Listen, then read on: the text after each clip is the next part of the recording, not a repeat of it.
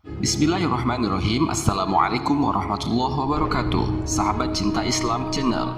Sebagian dai-dai ada yang mengambil dalil dari surat At-Taubah ayat 51 untuk membenarkan sikap menerima apa adanya dan berpasrah. Katakanlah, sekali-kali tidak akan menimpa kami melainkan apa yang telah ditetapkan oleh Allah bagi kami. Dialah pelindung kami, dan hanyalah kepada Allah orang-orang yang beriman harus bertawakal. Ayat ini adalah hak atau benar. Namun penggunaannya tidaklah tepat apabila dimaksudkan agar umat Islam tidak perlu kerja keras merencanakan langkah-langkah penting, terutama untuk menghambat tersebarnya virus corona, sementara hanya bertenang diri, berdoa dan menerima apa adanya musibah yang bakal menimpa mereka. Sebaliknya, Khalifah kedua umat Islam Umar bin Khattab radhiyallahu anhu pernah dihadapkan pada kasus wabah menular ketika ia sedang berkunjung ke negeri Suriah. Apa sikap Khalifah Umar ketika itu? Beliau tidak berpasrah diri dan melanjutkan rencananya mengunjungi daerah terjangkit wabah tersebut, seraya menyerukan sahabat yang lain untuk berdoa menerima yang mungkin akan menimpa mereka. Sebaliknya, Khalifah Umar mengambil keputusan tegas membatalkan rencana kunjungan tersebut yang membuat banyak sahabat protes atas sikap Umar tersebut. Ketika Umar pergi ke Syam, setelah sampai di daerah Sorok, pimpinan tentara datang menyambutnya. Antara lain adalah terdapat Abu Ubaidah bin Jarrah dan para sahabat yang lain. Mereka mengabarkan kepada Umar bahwa wabah penyakit sedang berjangkit di Syam. Ibnu Abbas berkata, Umar berkata, "Panggil ke sini para pendahulu dan orang-orang muhajirin." Maka aku panggil mereka, lalu Umar bermusyawarah dengan mereka. Kata Umar, "Wabah penyakit sedang menjangkit di Syam, bagaimana pendapat kalian?" Mereka berbeda pendapat. Sebagian mengatakan kepada Umar, "Anda telah keluar untuk suatu urusan penting. Karena itu kami berpendapat tidak selayaknya Anda akan pulang begitu saja." Sebagian lain mengatakan, "Anda datang membawa rombongan besar yang di sana terdapat para sahabat Rasulullah SAW. Kami tidak sependapat jika Anda menghadapkan mereka kepada wabah penyakit ini." Umar berkata, "Pergilah kalian dari sini." Kemudian Umar berkata lagi, "Panggil ke sini orang-orang dari Ansor." Maka aku panggil mereka. Lalu Umar bermusyawarah dengan mereka. Ternyata kebijakan mereka sama dengan orang-orang muhajirin. Mereka berpendapat seperti orang-orang muhajirin. Maka Umar berkata, "Pergilah kalian dari sini." Kata Umar selanjutnya, "Panggil ke sini pimpinan-pimpinan Quraisy yang hijrah sebelum penaklukan Mekah." Maka aku, Ibnu Abbas, memanggil mereka. Ternyata mereka semua sependapat, tidak ada perbedaan. Kata mereka, "Kami berpendapat sebaiknya Anda pulang saja, kembali bersama rombongan-rombongan Anda dan jangan menghadapkan mereka kepada wabah ini." Lalu Umar menyerukan kepada rombongannya, "Besok pagi-pagi aku akan kembali pulang, karena itu bersiap-siaplah kalian." Kemudian Abu Ubaidah bin Jarrah bertanya, "Apakah kita hendak lari dari takdir Allah?" Umar menjawab, "Mengapa kamu bertanya demikian, wahai Abu Ubaidah?"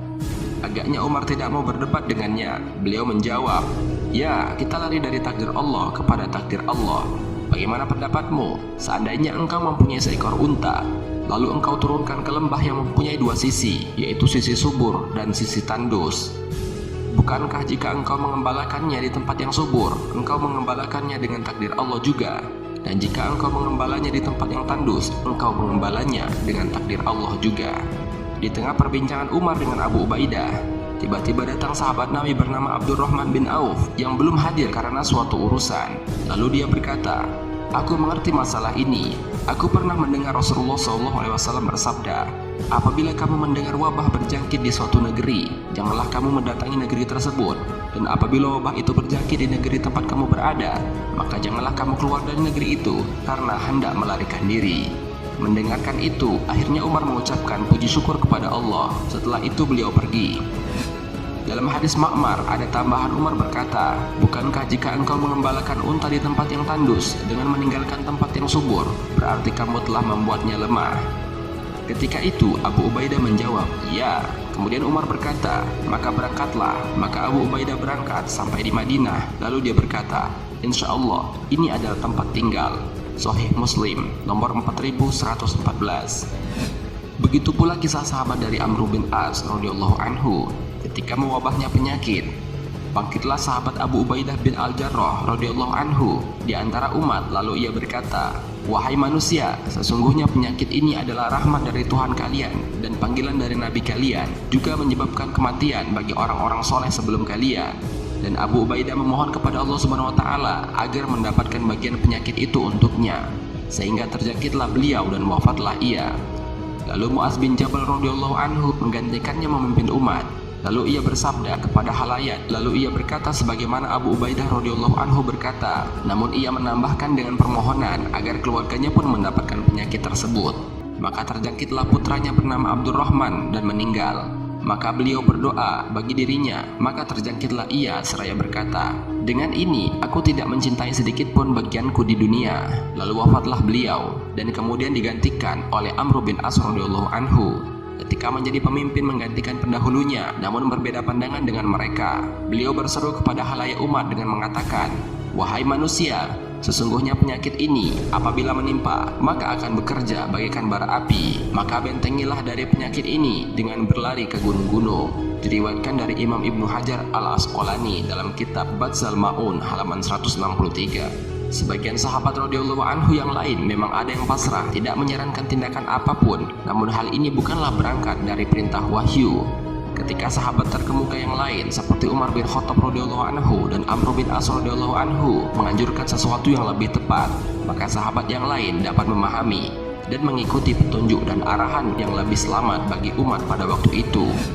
Tidaklah mengherankan bahwa beberapa pemerintah negara Timur Tengah bahkan mengambil tindakan yang lebih tegas yang terbilang sangat janggal, seperti misalnya Arab Saudi yang menghentikan ibadah umroh sebagai langkah pencegahan. Kuwait sampai menghentikan sholat berjamaah dan memerintahkan muazin untuk mengumandangkan azan, as-sholatu fi buyutikum.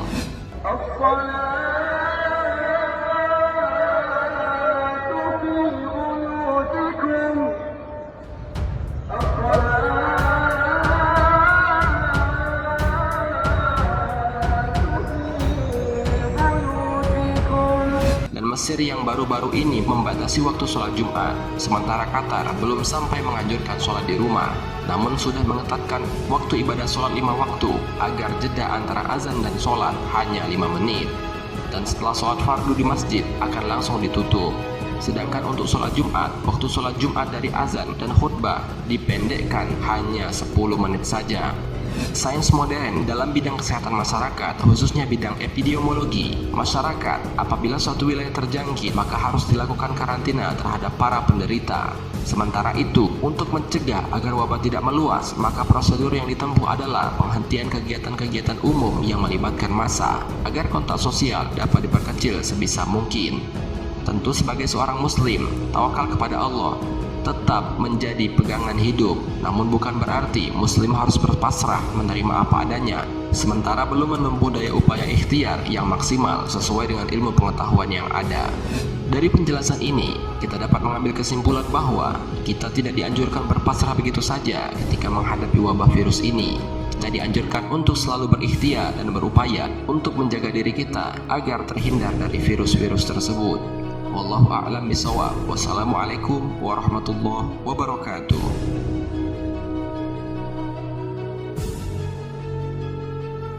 Syukran ya Rabbi, syukran.